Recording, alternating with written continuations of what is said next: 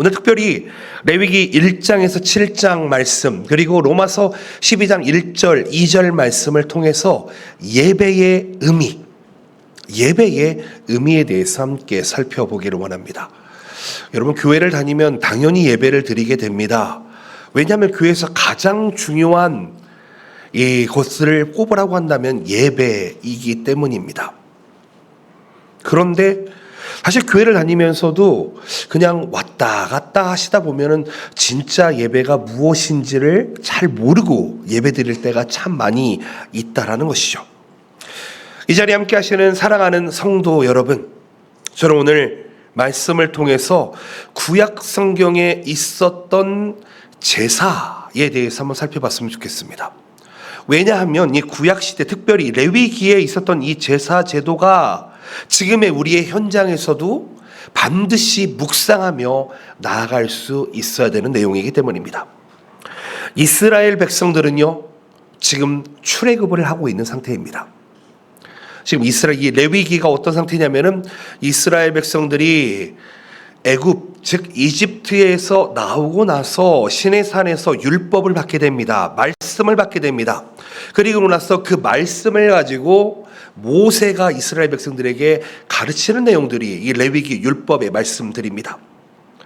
이스라엘 백성들은 200만이 지금 광야 생활을 하고 있습니다. 그런데요, 그 중에서임에도 불구하고 이스라엘 백성들은 매일 제단에 예배를 드렸습니다.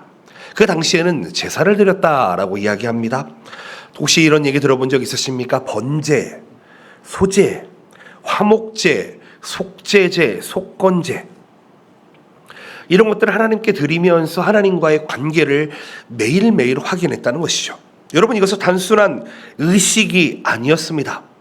당시에 드렸던 이 모든 제사들은 그 당시에 예배를 드리던, 제사를 드리던 그 한 사람 한 사람의 전 인격을 드리는 헌신, 그리고 끊임없는 감사, 공동체 안에서의 온전한 화목, 그리고 회개와 정결과 회복이라는 것들을 드러내는 예배였다는 것이죠. 사랑하는 성도 여러분, 저는 오늘 본문을 통해서 여러분, 그 당시 레위기에 쓰여져 있는 이스라엘 백성들의 제사, 즉 예배를 한번 생각해 보고요, 여기에서 원하는 진짜 예배의 의미가 무엇인지 함께 살펴보기를 원합니다. 여러분, 그 당시에 드렸던 제사 제도의 중심, 즉 예배의 중심은 이렇게 정리할 수 있습니다. 하나님과 사람 사이, 사람과 사람 사이의 회복입니다.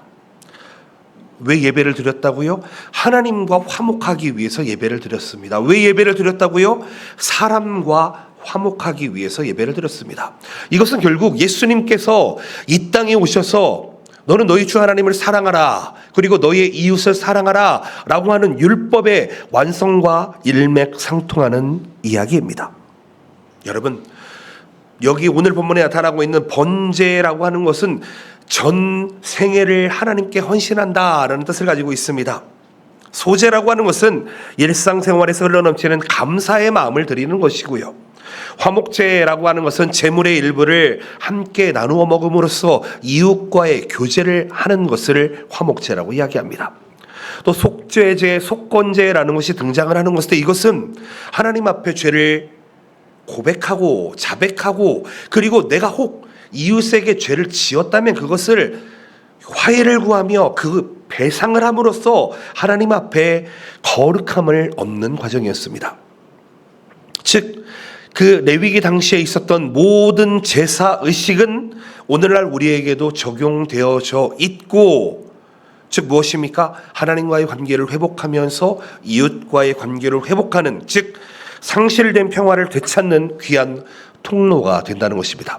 저는 오늘 그 내용을 4가지 원리를 통해서 한번 살펴보았으면 좋겠습니다. 결론적으로 말씀드립니다. 예배는 우리의 전 인격을 드리는 그런 시간입니다. 그리고 예배는 우리의 삶을 풍성하게 하시는 하나님께 감사하는 시간입니다. 세 번째로, 예배는 교회 공동체 안에서 함께 이루는 화목의 은혜입니다. 마지막으로, 예배는 죄사함을 통해서 거룩함을, 회개의 삶을 통해서 회복을 얻는 시간이 된다는 것입니다. 그렇다는 것은요, 여러분, 예배는 정말 중요한 것이다 라는 것입니다. 그냥 일시적으로 주일날에 한번 모여서 한 시간을 보낸다는 것이 예배가 아니고, 예배는 형식이 아닙니다. 매일의 삶 속에서 지속되는 참된 경건 그리고 거룩함을 이루어내는 것, 그것이 바로 예배라는 것이죠. 함께 네 가지를 살펴보았으면 좋겠습니다. 첫 번째입니다. 전적 헌신입니다. 일본어로는 칸젠나 켄신, 완전한 헌신 이렇게 되어 있습니다. 번제를 한번 살펴볼까요? 이스라엘에서 예배를 드리는 가장 중요한 예배가 번제였습니다. 번이다라는 것은 태운다라는 뜻입니다. 즉 제물을 태워서 하나님께 올려드린다 라는 뜻을 가지고 있죠. 레위기 1장 3절에 보면 이렇게 되어 있습니다. 그 예물이 소의 번제이면 흠 없는 수컷으로 회막문에서 여호와 앞에 기쁘게 받으시도록 드릴지니라, 이렇게 이야기합니다. 뭐라고 이야기합니까? 여러분, 소 한 마리를 번제로 드린다, 소 한 마리를 예물로 드린다 라고 하는 것은 뭐 지금 시대에도 어마어마한 헌신이 될 것 같습니다. 즉 단순한 제물을 선택해서 드리는 것이 아니라 우리의 삶 속에서 흠 없는 것을 구별해서 하나님 앞에 드리는 것, 그게 바로 번제입니다. 즉 우리가 하나님 앞에 예배를 드릴 때에 그냥 와서 그냥 드리는 것이 아니라 준비되고, 그리고 또 준비하고 내 마음을 쏟아서 완전한 헌신을 드린다는 것이죠. 우리는 지금 하나님 앞에 시간을 드리고 있습니다. 때로는 하나님 앞에 재능을 드리는 분들이 있으십니다. 때로는 하나님 앞에 물질을 드리시는 분들이 있습니다.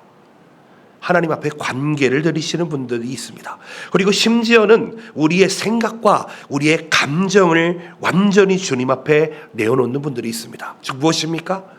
번제라고 하는 것은 전적인 헌신을 의미합니다. 완전한 헌신을 의미합니다. 전인적인 헌신을 의미합니다.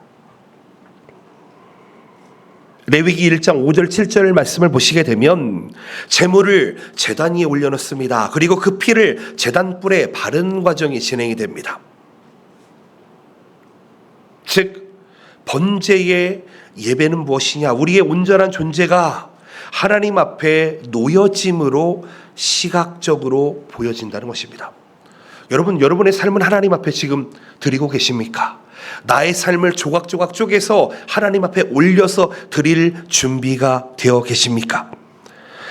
그 피를 제단 위에 뿔에 바르는 과정이 나오는데, 여러분, 피를 바른다라고 하는 것은 구약적인 상황 속에서 생각해 보면은 생명을 드린다라는 뜻을 가지고 있습니다.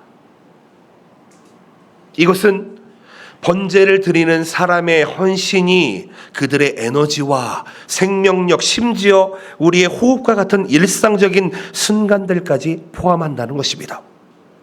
여러분 아시겠지만은 아담이 창세기 3장에서 범죄를 하게 됩니다.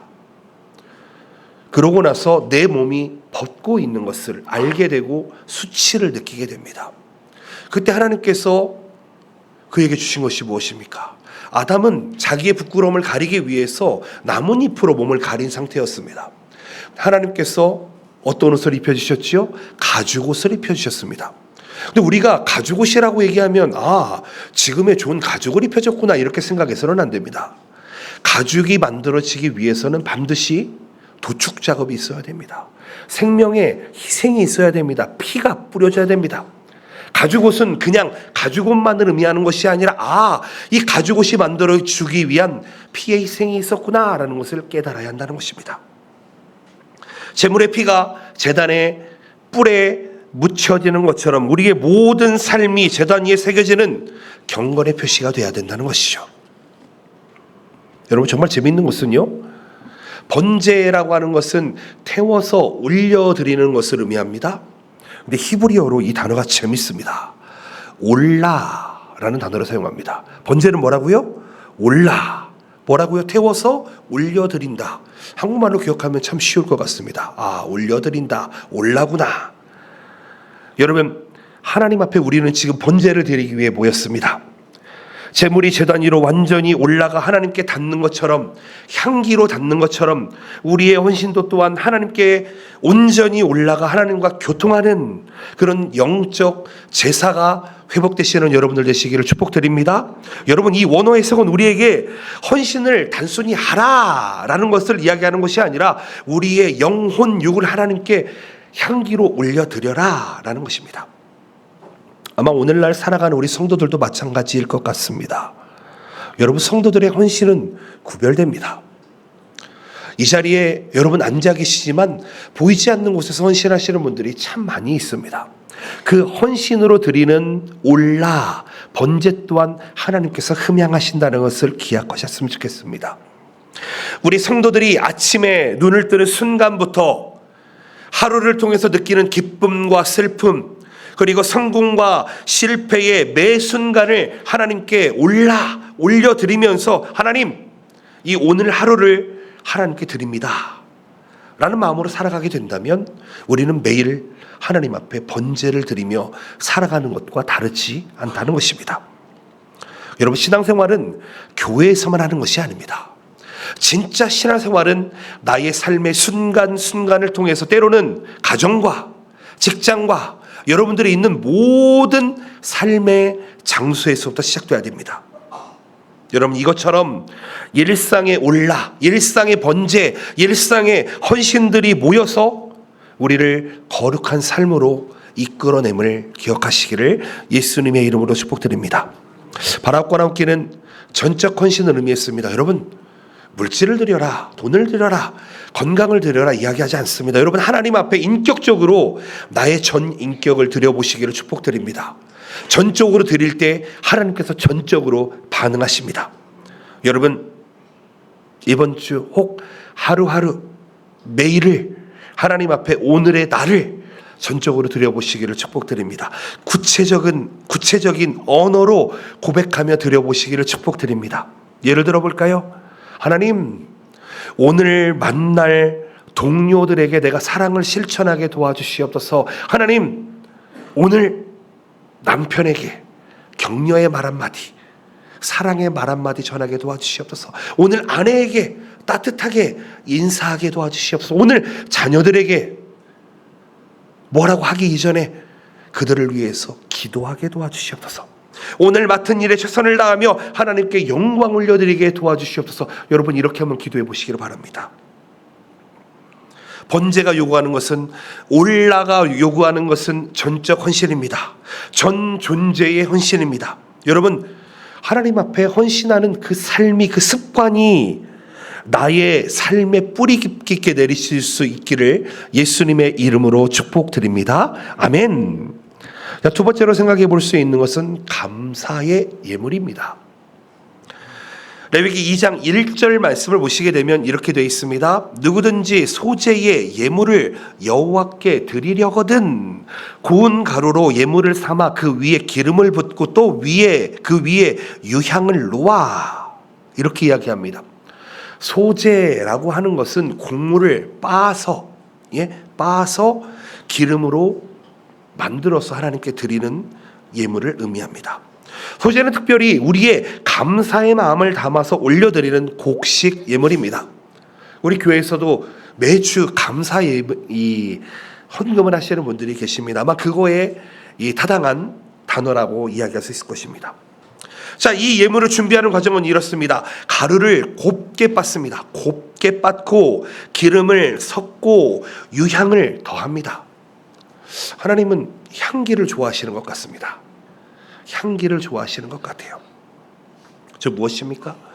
우리의 마음속에서 감사의 마음으로 준비합니다. 감사의 향을 배게 합니다. 그것을 하나님께 드리는 것입니다. 여러분, 그렇다고 해서 올리브유를 이렇게 붓거나 하지 마십시오. 하나님은 우리가 살아갈 때에 어떤 모습으로, 어떤 향기로 살아가는지를 보신다는 겁니다. 때로는요, 우리가 죄 가운데 살아가면 그 사람에게는 향기가 아닌 악취가 나게 될 것입니다. 여러분, 은혜로 살아가는 사람에게는 향기가 나게 될 것입니다. 그런데요, 은혜가 없는 사람에게는요, 여러분, 어떤 냄새가 날지를 한번 생각해 보시기를 바랍니다. 바라옵고 나옵기는 여러분, 하나님의 향기를 흘러내시기를 축복드립니다. 제가 한 20년 전쯤에 그런 일이 있었는데요. 제 동생이 한번 비행기를 타고 오면서 향수를 하나 사가지고 왔습니다. 뭐 무슨 파이브라고 했던 것 같은데 기억은 안 나고요. 하여튼 명품이라고 얘기하더라고요. 근데 아무리 맡아도 이게 좋은 향기인지 나쁜 향기인지를 제 구별이 안 가더라고요. 여러분, 세상 사람들도요, 자기의 몸에 좋은 향이 나기를 원하고 살아갑니다. 좋은 향기를 풍겨내기를 원합니다. 하물며 우리 그리스도인이라면 여러분, 코에 맡은 그런 향기가 아니라 예수 그리스도의 은혜에 젖어 있는, 예수 그리스도의 사랑에 젖어 있는, 예수 그리스도의 감사에 젖어 있는 향기가 흘러나야 되는 줄로 믿습니다. 여러분, 이 감사의 예물 소제를요, 민하라고 이야기합니다. 민하.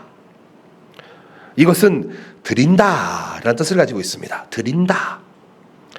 단순한 물질과 헌물을 드리는 것이 아니라 기프트, 선물을, 은혜를 준다라는 뜻을 가지고 있습니다.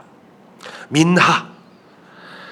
하나님께서 주시는 하나님의 것들에 반응하는 것이 민하입니다. 소재입니다.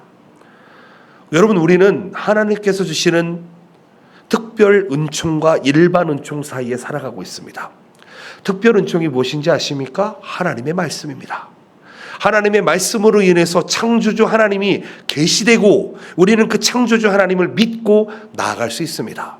두 번째로 일반 은총이 무엇인지 아십니까? 바로 우리에게 주어진 자연, 법과 질서, 과학. 여러분, 태양이 없으면 우리는 살아갈 수가 없습니다. 그렇지요? 물이 없으면 우리는 살아갈 수 없습니다. 이 모든 것들이 일반 은총으로 우리에게 주어지게 됩니다. 그렇다면 우리는 하나님께서 거저 주어지는 그 기프트, 그 은혜에 감사하며 반응하는 삶이 있어야 됩니다. 그것이 바로 소제, 민하로 드려져야 됩니다. 여러분, 우리가 드려지는 감사가 형식적인 감사라면은요, 안타깝게도 그것은 하나님께서 받지를 않으십니다.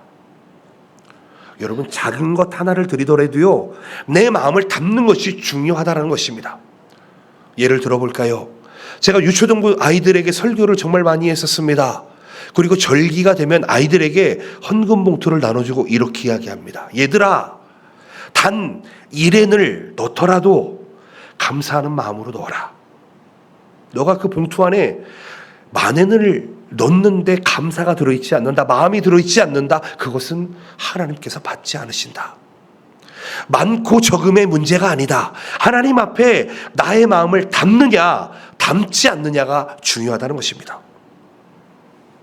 영혼을, 진심을 담는 예배가 소재임을 기억하시기를 축복드립니다. 여러분, 레위기 2장에 보면 떡 소재, 떡으로 소재를 드립니다. 죽으로도 소재를 드립니다. 떡은요, 반죽을 떼어서 구운 것을 의미하고요, 죽은 끓인 곡식을 의미합니다. 때로는 볶은 곡식을 가지고 하나님께 올려드립니다. 다양한 형태가 있다는 것입니다. 그렇다는 것은 하나님 앞에 소재를 드릴 때, 하나님 앞에 감사의 예물을 드릴 때에는 다양함으로 드려야 됨을 의미합니다. 어떤 사람은요, 하나님 앞에 찬양함으로 소재를 드립니다. 어떤 사람은요, 하나님, 내 아들이 좋은 대학에 갔습니다, 감사의 예물로 올려드리는 사람도 있습니다. 어떤 사람은 봉사의 손길로 올려드리는 사람이 있어요. 어떤 사람은 다른 이 신방을 하나님 앞에 들려드리는 예물이 있습니다. 어떠한 상황 속에서 드려지는 모든 감사, 그 다양함을 하나님 앞에 올려드립니다. 즉, 소재는 다채로운 향기가 된다는 것입니다. 내가 생각하지 못하는 감사를 어떤 분은 드리고 계십니다. 저는 이런 감사를 드리는 분을 봤습니다. 어떤 집사님이 계십니다. 아사쿠사바시에서 한 10여 년 동안 이 옷 장사를 하셨습니다. 의류 장사를 하셨어요. 한 달에 몇십 변을 그 퍼스트 클래스를 타고 왔다 갔다 할 정도로 장사가 잘 됐다고 이야기합니다. 그런데 하루는요, 하나님 앞에 엄청난 금액을 가지고 와서 헌금을 하십니다. 뭐라고 이야기하십니까? 하나님, 제가 10년 동안 잘되게 하심을 감사합니다가 아니고요. 하나님 드디어 10년 만에 제가 망했습니다. 감사합니다. 이렇게 헌금을 드리는 분을 봤습니다. 아주 큰 금액이에요, 여러분. 왜 그런지 아십니까? 10년 동안 정말 돈을 쓸어 담았는데 몸에 암이 왔습니다. 암이 왔어요. 지점도 엄청나게 냈는데 그것들이 나하고는 전혀 상관없는 것들이 되어버렸다는 것입니다. 그러면서 이야기합니다. 하나님, 망하게 하시니 감사합니다. 내가 망하지 않고 사람들 접대한다고 만나서 접대하면 무슨 일이 일어날지 여러분 머릿속에 다 있으시잖아요. 그런 일들을 하게 되면은 여러분 몸이 망가지지 않고 배길 수 있습니까? 매일 접대를 하고 여러분 벤츠를 타고 돌아다니면 좋지요. 매일 차를 타고 돌아다니면 좋습니다. 그런데요, 내 몸이 망가져 버립니다. 그 집사님은 그때 그것을 깨달으셨던 것 같습니다. 하나님, 망하게 하시니 감사합니다. 자, 이런 감사도 제가 봤습니다. 여러분, 감사는 다양함으로 드려집니다. 그렇다고 해서 여러분 망하라는 얘기가 아닙니다. 오해하지 않으시기를 바랍니다. 작은 것에도 감사하는 것이 소재, 민하입니다. 예를 들어볼까요? 저는 그렇습니다. 저는 자다 보면은 무호흡증이 있다고 합니다. 숨을 한번 들이마시고 한동안 잠잠합니다. 저 사람이 살아있는지 숨을 쉬는지 안 쉬는지 놀란다고 합니다. 저희 아내가 그렇게 이야기합니다. 저는 아침에 일어날 때마다 기도합니다. 하나님, 제가 눈을 떴군요. 하루를 주셨으니 감사하게 살아가겠습니다. 따뜻한 차 한 잔 마시면서 하나님, 나에게 차 한 잔 마실 이 여유가 있군요. 감사합니다. 친구에게, 친구야, 너가 나의 친구가 되줌을 정말 감사하다. 여러분, 감사 아닙니까? 은혜로운 찬양 한 구절이 내 머릿속에 떠오르면 여호와 이래 나를 채워주십니다. 그 한마디에 감사. 여러분, 다양한 감사가 이 자리에 계신 여러분들에게 충만하시기를 축복드립니다. 이 모든 사소한 일상에서 드려지는 감사, 이것이 하나님께 드려지는 소재가 된다는 것을 기억하셨으면 좋겠습니다. 때로는 어떤 사람들은 감사의 일기를 쓰기도 합니다. 사실 저는 글재주가 좀 없는 것 같습니다. 그래서 글을 쓰기보다는 그냥 가끔 사진을 찍어서 많이 올릴 때가 있습니다. 여러분, 하루 동안 받은 은혜를 구체적으로 한번 기억해 봅시다. 감사로 녹여봅시다. 다양함으로 녹여봅시다. 그렇다면 이 자리에 100분이 계시다면 우리 교회에 100개의 감사가 오늘 하나님께 소재로 민하로 들어질 줄로 믿습니다. 사랑하는 성도 여러분, 이번 주 한 주간 감사로 드려보시기를 바랍니다. 교회 안에서, 가정 안에서 감사를 나누어 봅시다. 다음 주에 만나시면은 어머 권사님, 나 한 주 동안 나 이것 때문에 너무 감사했어. 권사님이 있어서 너무 좋아. 여러분, 이런 감사의 나눔 한마디씩 나눠보시기를 축복드립니다. 여러분들의 모임 가운데, 여러분들의 어떤 작은 공동체 가운데 이런 감사가 풍성하게 나타나시기를 축복드립니다. 이런 감사를 통해서 우리 안에 소재가, 민하가, 드려짐이 여러분 풍성해지는 줄로 믿습니다. 이런 은혜가 교회 안팎에 넘쳐나시기를 예수님의 이름으로 축복드립니다. 아멘. 세 번째로는 화목입니다. 화목이에요. 근데 앞에 뭐라고 써 있죠? 공동체의 화목이에요. 여러분, 우리는 잘 깨달으셔야 됩니다. 신앙생활을 하면은요, 여러분, 우리가 신앙생활을 잘하면 잘할수록 우리의 공동체를 무너뜨리려고 하는 세력이 있다는 것을 기억하셨으면 좋겠습니다. 여러분, 우리 가정이 잘 하나 되고 하나 되려고 하면은요, 그것을 질투하고 미워하는 세력이 있어요. 기억하셔야 돼요. 사람이 아닙니다. 사람이 아니에요, 여러분. 영적인 세력이 있다는 것을 기억하셔야 됩니다. 혹시 내 인생에 고난이 없다? 내 인생을 걸어가는데 형통하다, 평탄하다? 여러분 한번 생각해 보셔야 됩니다. 왜요? 저는 목사인데요, 저는 하루하루가 그렇게 평탄하지 않습니다. 하루하루가 거의 전쟁처럼 살아갑니다. 아십니까, 여러분? 전쟁이라는 것은 눈에 보이는 것이 다가 아니에요, 여러분. 여러분, 요즘은요, 당연히 미사일이 왔다 갔다 하는 전쟁도 있지만 여러분, 체제의 전쟁이 있고 사상의 전쟁이 있고요. 특별히 우리 크리스천은 영적인 전쟁이 있다는 거예요. 여러분, 이걸 기억하셔야 돼요. 이것을 기억하지 못하면 우리는 매일 두드려 맞는 겁니다. 우리가 화목하지 못하는 이유가 무엇입니까? 화목하지 못하게 하는 존재가 있기 때문에 그래요. 레위기 3장 1절 말씀, 사람이 만일 화목제의 제물을 예물로 드리되 서로 드리려면 수컷이나 암컷이나 흠 없는 것으로 여호와 앞에 드릴지니, 이렇게 이야기합니다. 아까 번제와 비슷한 얘기를 하고 있습니다. 화목제가 뭐라고 이야기합니까? 화목제는 하나님과의 온전한 교제, 서로 간의 평안, 이 화목을 의미합니다. 이 화목제의 제물을 샬람임이라고 나오는데 이거 샬롬에서 나온 단어입니다. 샬롬이 뭡니까? 평안, 평화라는 단어지요. 여러분, 단순히 제물을 드리는 의식이 아니라 하나님께서 우리를 화평의 상태로 초대해 주신다는 겁니다. 그 화평을 이웃과 함께 나누게 하시는 그 놀라운 공동체의 화목을 화목제라 이렇게 이야기합니다. 레위기 3장 화목제를 이야기하는데 구체적인 절차를 의미합니다. 2절 볼까요? 그 예물의 머리에 안수하고 회막 문에서 잡을 것이요 아론의 자손 제사장들은 그 피를 제단 사방에 뿌릴 것이며, 그리고 15절에 보면 이렇게 이야기합니다. 7장 15절에 감사함으로 드리는 화목제물의 고기는 드리는 그날에 먹을 것이요 조금이라도 이튿날 아침까지 두지 말 것이라. 여러분, 소 한 마리를 잡으면 얼마나 많은 양의 고기가 나오겠어요. 근데 그것을 뭐라고 이야기합니까? 다음 날까지 두지 말고 나눠라. 무슨 얘기예요? 주변에 있는 사람들에게 나눠 주라는 겁니다. 나만 먹으라는 게 아니에요. 제사장만 먹으라는 게 아닙니다. 제단에 드린 뒤에 제물의 일부를 제사장과 제단 드린 자가 함께 먹음으로써 제사의 은혜를 공동체가 공유하게 하셨습니다. 여러분, 교회는 떡을 떼는 곳입니다. 아멘이십니까? 떡을 떼는 곳이에요. 여러분, 교회는 말씀을 나누는 곳입니다. 아멘이십니까?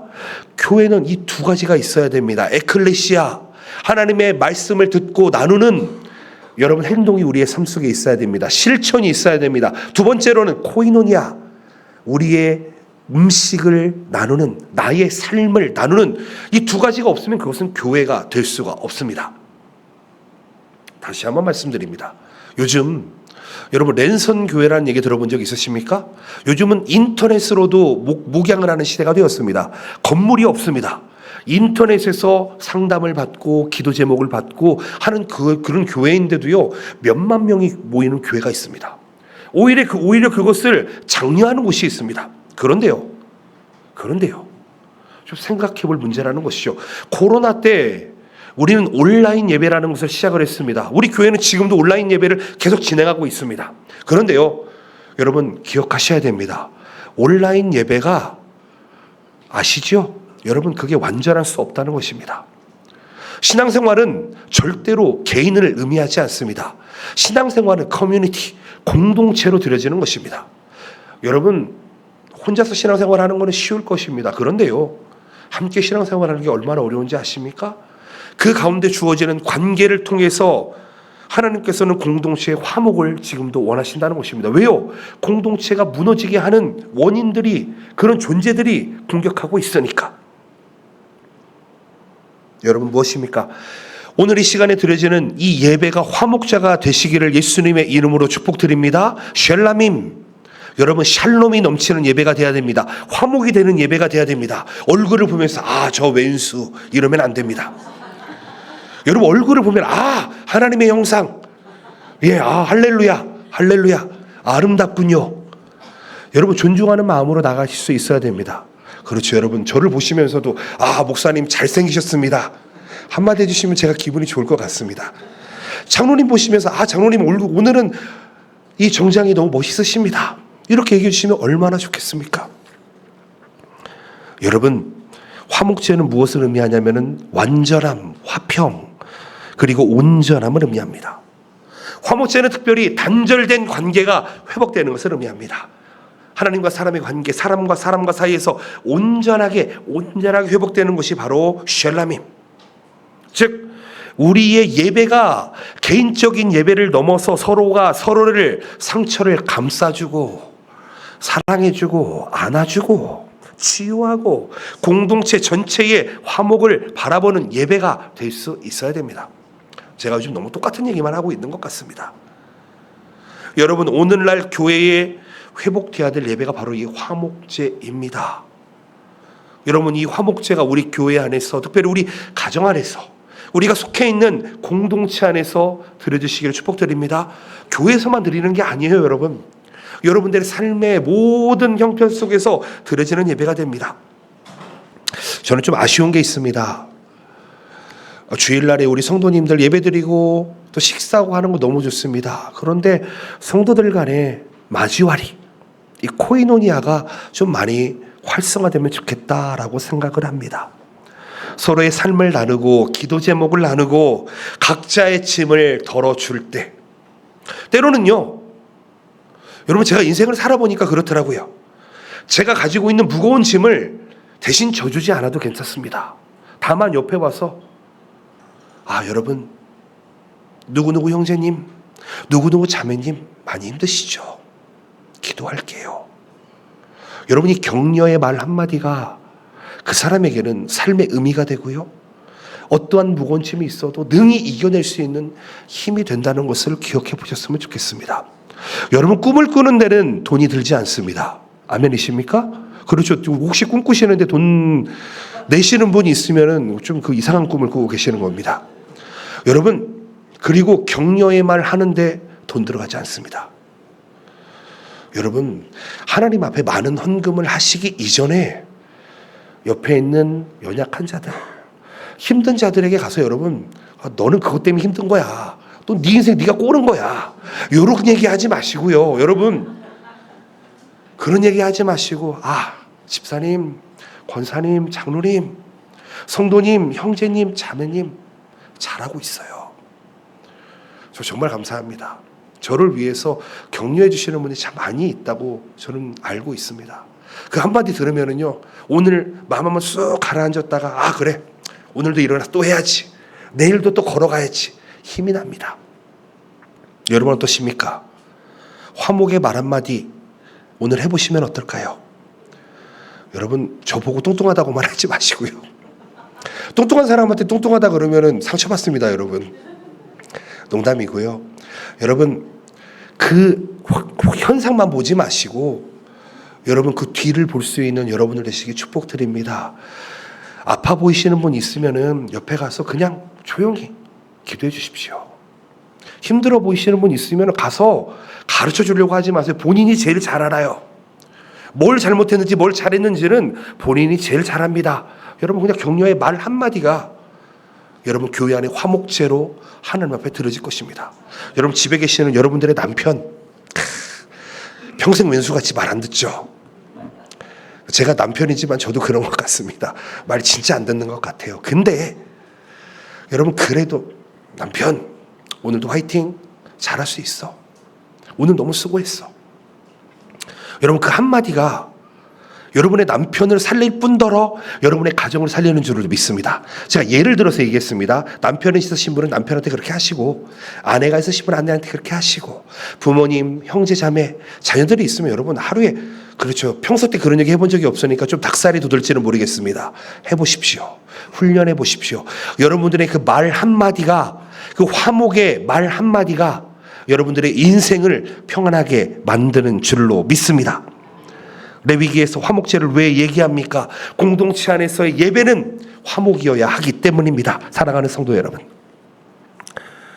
여러분의 오늘의 삶 가운데 화목의 말이 충만하시기를 축복드립니다. 그리고 여러분들의 일주일간의 삶 속에 모여지는 여러분들의 가족, 혹은 여러분들의 어떤 미팅, 어떤 작은 교제, 그때 받은 은혜를 나누셨으면 좋겠습니다.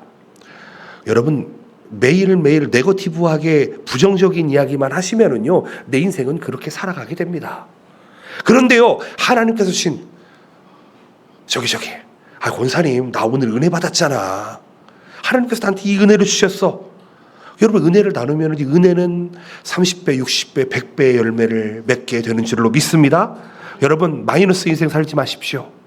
플러스 인생을 사십시오. 플러스 인생은 화목제로서만, 하나님과의 관계에서의 화목, 이웃과의 관계에서의 화목을 통해서 우리는 천국을 누리게 되는 줄로 믿습니다. 여러분 진짜 그렇습니다. 말 한마디가요 천국과 지옥을 만들어내요. 그러면서 여러분 이 나눔의 현장에서 여러분 꼭 화목제의 향기를 흘러내시기를 축복드립니다. 아멘. 마지막으로 네 번째입니다. 레위기 4장에 나타나 있습니다. 거룩함을 회복해라 이렇게 이야기합니다. 거룩함입니다. 4장 3절 말씀, 만일 기름 부음을 받은 제사장이 범죄하여 백성의 허물이 되었으면 그가 범한 죄로 말미암아 흠 없는 수송아지로 속죄 제물을 삼아 여호와께 드릴지니. 아멘. 뭐라고 이야기합니까? 성도가 잘못하면 이렇게 돼 있습니까? 아니에요. 기름 부음을 받은 제사장이 잘못한다고 얘기했습니다. 그렇죠. 저 이거를 묵상하면서 이런 생각을 해봅니다. 왜 여기에 기름 부음을 받은 제사장을 써놨을까? 성도들을, 그 당시에 백성들을 이라고 써놨으면 모두에게 적용이 될 것 같은데 기름 부음을 받은 제사장을 이렇게 이야기하고 있습니다. 자, 이렇게 얘기하니까는 기름 부음 받은 제사장이 꼭 목사만 기름 부음 받았다고 생각할 수 있습니다. 그렇죠? 그렇죠. 목사님이 잘못을 하면 이렇게 읽을 수 있단 말이에요. 그런데 여러분 우리가 기억해야 될 것은 이 자리에 앉아 계신 여러분들 또한 기름 부음 받은 제사장이라는 것입니다. 아멘이세요? 잘 모르시죠? 들어본 적 없으시죠? 여러분 우리는 다 제사장입니다.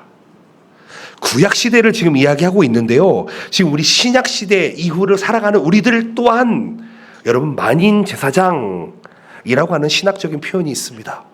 우리들 모두가 예수 그리스도의 이름만 있으면 하나님 앞에 갈 수 있습니다. 하나님과의 관계에서 중재할 수 있습니다. 그렇다는 것은 여러분 나도 말고 너도 말고 너만 아니라 나뿐 아니라 하나님께 기름 부음을 받은 성도라면 죄를 지었을 때 하나님 앞에 죄를 고백하고 여러분 속죄제를 드리면 된다는 것입니다. 여러분 속죄제라고 하는 것은 우리의 죄된 상태를 의미합니다. 아멘이십니까? 저는 운전하다 보면 참 많이 느낍니다. 경찰만 보면 뜨끔합니다. 나는 죄를 짓지 않았어요. 신호 위반도 하지 않았습니다. 근데 경찰차만 보면 뜨끔해요. 왜 그럴까요? 내가 죄인이기 때문에 그렇습니다. 여러분들은 안 그러시죠? 저는 운전하다 보면 정말 많이 느낍니다. 경찰차를 보는 순간 내가 혹시 실수해서 신호를 위반했을까? 혹시 내가 속도를 위반했을까? 라고 생각될 때를 저는 정말 많이 느낍니다. 여러분들은 죄인이 아니라서 잘 못 느끼실지 모르겠는데 저는 제가 죄인이라는 것을 매일 느낍니다. 운전할 때마다 느낍니다. 속죄제는 무엇입니까? 전제하고 있습니다. 우리는 죄인이다. 우리는 죄인이다. 여기에서 이야기하는 죄가 무엇인지 아십니까? 하타라고 하는 게 죄인데요. 이 하타가 무슨 뜻이냐면은 저기에 관역이 있으면은 관역에다가 활을 쏩니다. 화살을 날려서 이 화살이 정확하게 관역에 맞으면 죄가 아니에요. 그런데 관역을 벗어나거나 못 미치거나 넘어서거나 라고 하는 게 죄라는 거예요. 여러분 하나님 앞에 나아가는 것이 얼마나 중요한 상황인지를 아셔야 됩니다. 관역에 맞지 않으면 죄예요. 여러분 히브리어로 죄라는 것은 정결하지 못하다라는 겁니다. 죄라고 하는 것은 섞였다는 것입니다. 무엇과요? 세상과. 죄라고 하는 것은요 분열되었다라는 것을 의미합니다. 여러분 사탄, 마귀 이 단어를요 그리스어로 디아볼로스 이렇게 이야기합니다. 이게 무슨 뜻이냐면은 나누는 자예요. 이간질하는 자예요. 디아라는 게 둘이라는 뜻입니다. 둘로 나눠버린다는 것입니다. 여러분 교회가 둘로 나뉘어 있으면 누가 좋아하겠습니까? 한번 생각해 보십시오. 둘로 나뉘어 있는 상태가 정결하지 못한 상태입니다. 정결함을 가져다 주는 것 그것이 무엇입니까? 예수 그리스도의 피로 덮인 상태. 그게 바로 의로운 상태인 것입니다. 속죄제의 절차는요 제사장과 회중, 통치자와 평민 등 상황에 따라 희생물이 달라지기는 하겠지만 공통적으로는 4장 3절에 흠없는 숫송아지를 사용합니다. 어떤 때는 흠없는 숫염소를 사용하기도 합니다. 즉 우리는 연약한 자들인데, 죄인들인데, 우리는 매일매일 이 죄를 가지고 하나님 앞에 나아가야 되는데 그에 마땅한 재물을 가지고 나아가야 된다는 것입니다. 구약시대는 그렇게 했습니다. 자신의 죄의 크기에 따라서 내 죄가 살인죄면 큰 숫송아지, 흠없는 숫송아지를 가지고 와서 예배를 드립니다. 제사를 드린다고 하니까 여러분 가가지고 그냥 뭐 향을 피워서 올린다고만 생각을 하는데요. 여러분 기억하셔야 됩니다. 거룩함의 회복이 위해서는 반드시 한 가지 과정을 지나가야 됩니다. 그것이 무엇입니까? 피를 흘리는 과정, 피에 덮이는 과정이 필요하다는 겁니다. 제가 만약에 큰 죄를 지었다고 생각을 해봅시다. 제사장 앞으로 소를 끌고 갑니다. 그리고 제사장에게 이야기하면 저는 이만저만한 죄를 지었습니다. 저의 죄를 사하여 주시옵소서 라고 하면은요, 제사장이 하는 역할이 뭔지 아십니까? 소와 사람의 머리에 안수하면서 사람에게 있는 죄를 전가시킵니다. 하나님, 이 사람이 지었던 죄를 이 소에게 전가시킵니다. 왜요? 죄가 있으면 죽어야 되기 때문입니다. 죄의 삭은 사망이요 라고 성경은 이야기합니다. 죄는 죽음으로 이어지게 됩니다.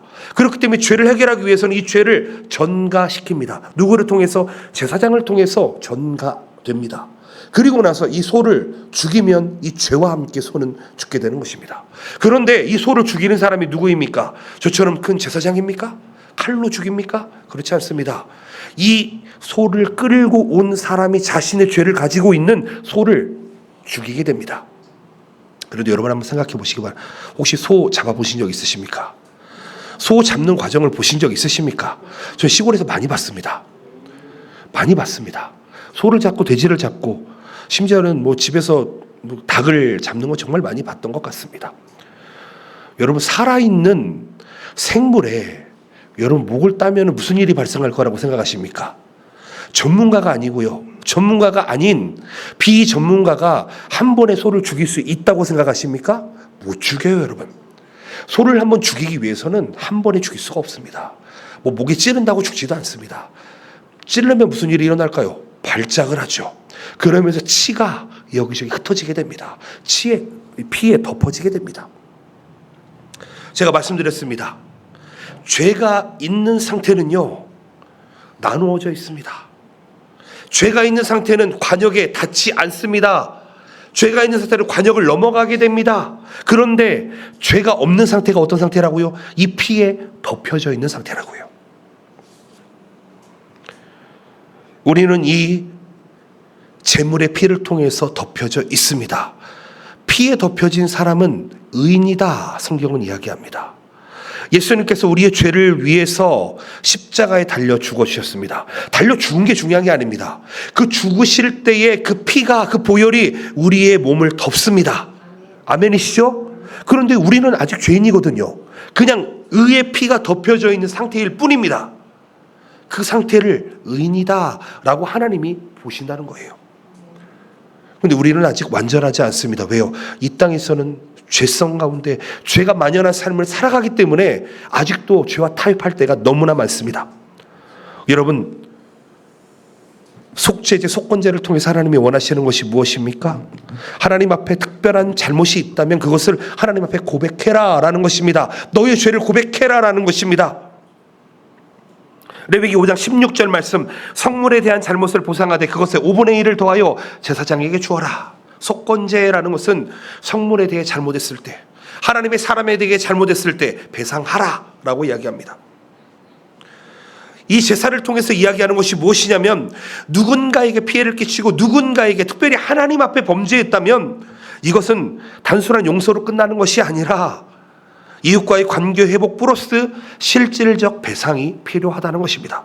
이거 뭐라고 이야기하냐면 5분의 1을 더하라 라고 이야기하고 있습니다. 레위기 시대의 5분의 1, 20%라 세금이 붙습니다. 5분의 1이죠. 여러분, 내가 100을 손해를 끼쳤으니까 100만 주어야 한다? 아니요.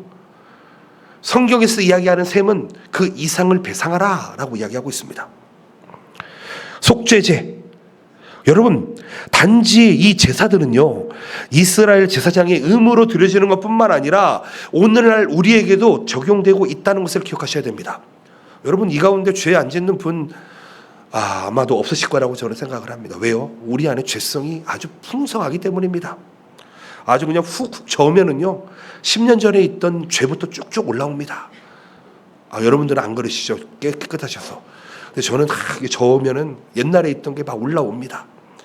그래서 하나님, 저는 죄인입니다. 제가 옛날에 이렇게 살았습니다. 이렇게 안 살게 도와주시옵소서. 여러분 죄인의 특성이 무엇인지 아십니까? 숨기려고 합니다. 죄의 특성이 뭔지 아십니까? 남한테 그것을 전가하려고 합니다. 봤지? 내 잘못이 아니라 너 잘못이야. 참 신기합니다. 우리는 정말 죄인처럼 살고 있습니다. 내 안에 있는 들보를 보지 못하고 상대방에 있는 티끌만 보게 됩니다. 너무 안타깝습니다. 여러분들은 안 그러시죠? 죄가 있으면 다 가서 목사님 저는 이만저만한 죄를 지었습니다. 다 이렇게 얘기하십니까? 그렇지 않잖아요.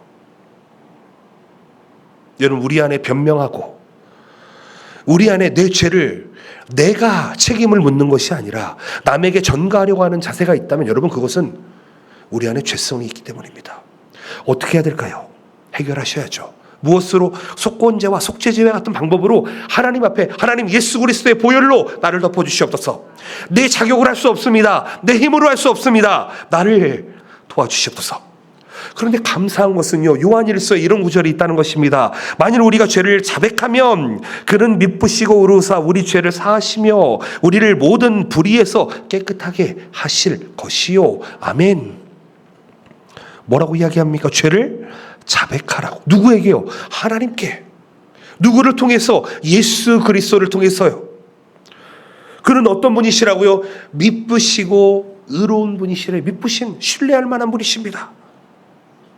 그리고 어떻게 하신다? 우리의 죄를 사해 주시고 우리를 모든 불의 죄에서 깨끗하게 하신답니다. 어떻게 해요? 예수님의 피로 우리를 덮어서 커버해서 하나님 앞에 진실하게 회개할 때 진정한 속죄 그리고 용서의 은혜가 임하는 줄로 믿습니다. 아멘.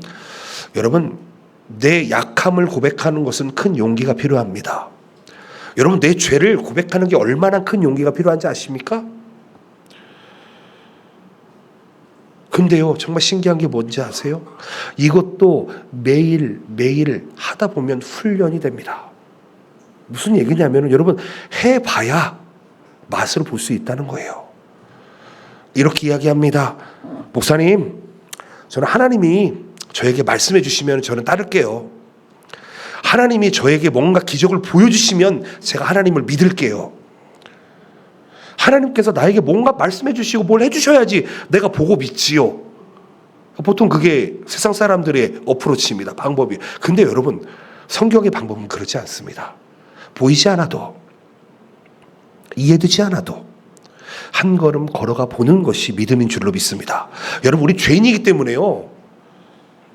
여러분 우리가 우리의 죄를 고백한다는 건 쉬운 게 아닙니다. 그런데요 우리가 이렇게 매주 모여서 공적인 예배를 드려야 되는 이유가 무엇입니까? 바로 죄사함을 위해서입니다. 화목을 위해서입니다. 혹 여러분 이렇게도 기도해 보십시오. 하나님 제가 내일 아침에 일어나서 분명히 죄를 지을 것 같은데 내일 죄를 해결해 주시옵소서. 우리가 지을 작고 큰 죄들 잘못을 하나님 앞에 솔직하게 내려놓읍시다. 여러분 숨긴다고 숨겨질 문제가 아닙니다. 여러분 사람한테는 얘기하지 마시고요. 하나님께 얘기하십시오. 나의 약함을 굳이 저한테 안 가져오셔도요. 하나님께 얘기하시면 하나님께서 들어주십니다. 그런데 혹시라도 함께 기도할 내용이 있으면 나눠주십시오. 제가 이거 어디 가가지고 야 여기 저기 집사님이 나한테 이런 기도 제목이 있으니까 이거 달고 여러분 이렇게 하지 않습니다. 구체적으로 회개의 결단을 해보시기를 축복드립니다. 여러분 우리가 잘못을 인정하면은요 자백하면은요 하나님께서 먼저 일하십니다. 하나님께서 먼저 역사하십니다. 여러분 이렇게 기도해 보시기 바랍니다. 하나님 내가 내 아들에게 내 딸에게 폭언을 했습니다. 때로는 정말 억압을 했습니다. 하나님 용서해 주시옵소서. 내 욕심 때문에 성령님 내 마음을 새롭게 하여 주시옵소서. 성령님 나를 거룩하게 하여 주시옵소서. 혹시 내 머릿속에 세상의 것을 질투하고 좋아하고 사랑하고 있었던 것 있다면 다 내려놓고 하나님을 바라볼 수 있게 도와주시옵소서. 속죄의 과정이 예수 그리스도의 보혈을 흘리는 과정이었음을 깨닫게 하여 주시옵소서. 여러분, 이렇게 한번 솔직하게 고백해 보시기를 예수님의 이름으로 축복드립니다. 아멘. 말씀을 맺기를 원합니다. 오늘 레위기 1장부터 7장입니다. 꼭 읽어보셨으면 좋겠습니다. 아마 이해가 안 되시더라도요, 그냥 한번 쓱 읽어보십시오. 혹 그게 안 되시면은요, 저기 인터넷에 보면은, 앱에 보면은 뭐 드라마 바이블 이런 게 있습니다. 배경음악까지 쫙 나오면서 1장부터 7장 금방 있습니다. 얼마 걸리지 않습니다. 꼭 읽어보시고. 오늘 번제에 대해서 배웠습니다. 번제가 히브리어로 뭐라고요? 올라. 예, 올라. 뭐라고요? 전적인 헌신이라고요. 그리고 또 무엇을 배웠습니까? 소제를 배웠습니다. 소제는 감사를 배웠죠. 소제가 히브리어로 민하라는 것입니다. 곡식에 감사해 버립니다. 감사는 여러 종류가 있다고 말씀드렸습니다. 망해도 감사하는 것입니다. 하나님께서 잘 해주셔도 감사하는 것입니다. 그런 다양함이 있다는 것입니다. 화목제 셀라밈, 하나님께 주시는 화목이 우리 가운데 있기를 원하신다는 것입니다.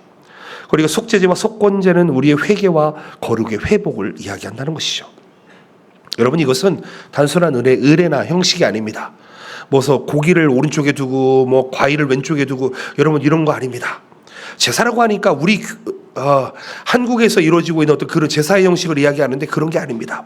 하나님 앞에 예배하는 것을 의미합니다. 하나님 앞에 경건 생활과 예배를 회복할 수 있으시기를 축복드립니다.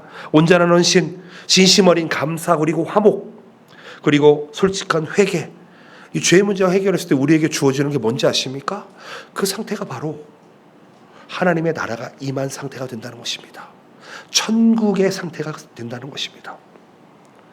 그리고 우리의 예배는 하나님께서 기뻐 받으시는 영적 예배가 된다는 것입니다. 여러분 마음속에 이런 질문 한번 던져보시기 바랍니다.